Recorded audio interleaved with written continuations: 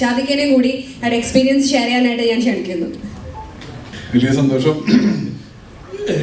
ഇല്ല, ഞാൻ പറയില്ല, ഞാനത് പറയില്ല, നീ പേടിക്കണ്ട. അല്ല, പറയാം. ഇർഷാദ് മെനഞ്ഞുണ്ടാക്കിയ കള്ളക്കഥ തീർച്ചയായിട്ടും പറയുന്നത് എനിക്ക് സന്തോഷം മാത്രമേ ഉള്ളൂ. പറയണം, എന്താ സത്യം അതല്ലല്ലോ, പിന്നെന്താ പറയുന്നത്? ഒത്തിരി നെഗറ്റീവായിട്ടുള്ളൊരു കഥയാണ്. ലിപ്സ്റ്റിക് അലർജി ആയിരുന്നു എന്നാണ് ഞാൻ അറിഞ്ഞത്. തമാശ പറഞ്ഞാല് എന്തോ അങ്ങനെയാണെങ്കിൽ എന്റെ കഴുത്തിൽ മാത്രമേ ഉണ്ടായിരുന്നുള്ളൂ.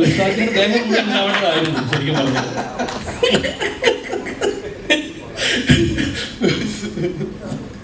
അപ്പൊ ഇതാണ് ഞങ്ങൾ തമ്മിലുള്ള എക്സ്പീരിയൻസ്, മനസ്സിലായില്ലേ? ഇതായിരുന്നു അവിടെ കൊടുക്കലും അങ്ങനെ തൊട്ടടുത്ത റൂമിലായിരുന്നു താമസം.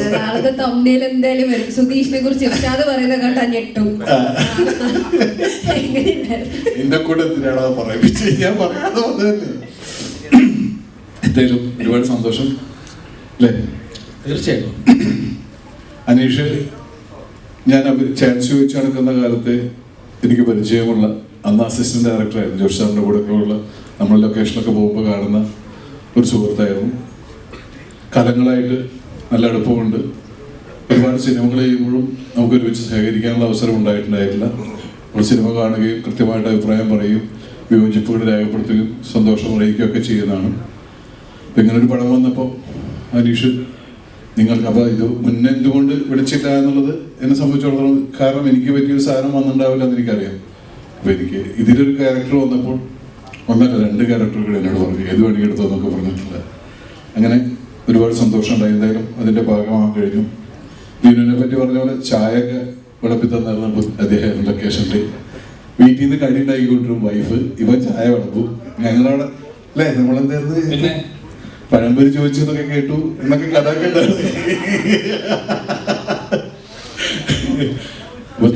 അവിടെ നമ്മുടെ ഇവിടുത്തെ പോലെ പ്രോപ്പർ ആയിട്ട് കറക്റ്റ് സമയങ്ങളിൽ ഇത് വരാൻ കുറച്ച് ബുദ്ധിമുട്ടായിരുന്നു. ഇവർക്ക് അതിന്റെ പ്രൊഡക്ഷൻ ഒന്നും അറിയില്ലോ. അപ്പൊ 4-3 മണിക്ക് ഒരു ചായ ഉണ്ട്, 5 മണിക്ക് കടിയും ചായയും കൂടി കിട്ടുക, ഇതൊന്നും അവർക്ക് അറിയുന്ന പരിപാടിയൊന്നുമില്ല.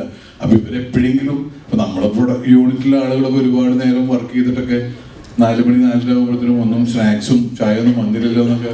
അപ്പൊ അവർക്ക് വേണ്ടിയാണ് ഇർഷാദ് പറഞ്ഞതെന്ന് വരുത്തി തീർന്നുകൊണ്ട് പുള്ളിക്ക് വേണ്ടിയാണ് സംഭവം പറഞ്ഞത്. അവസാനം ലൊക്കേഷനിൽ പഴംപൊരി ചോദിച്ചത് കേട്ടു എന്നൊക്കെ പറഞ്ഞിട്ടുള്ള തമാശയായിരുന്നു.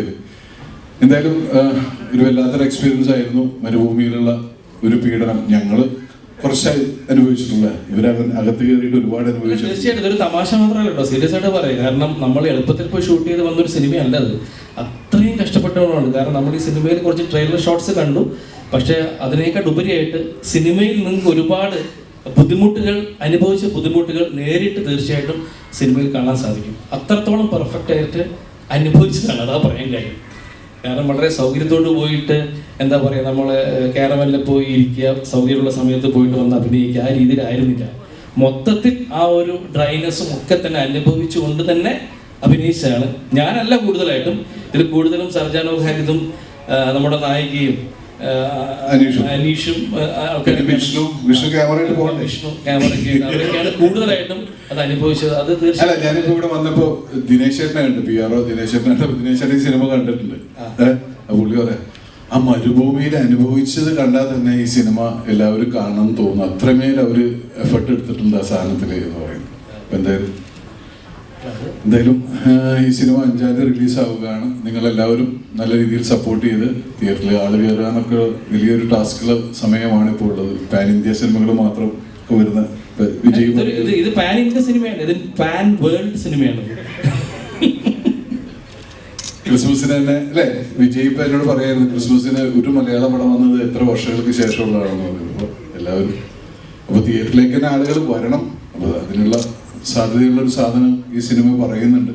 എല്ലാവരും തിയേറ്ററിലേക്ക് വന്നിട്ട് കാണാനുള്ള അവസരം നിങ്ങളും കൂടി ഉണ്ടായി.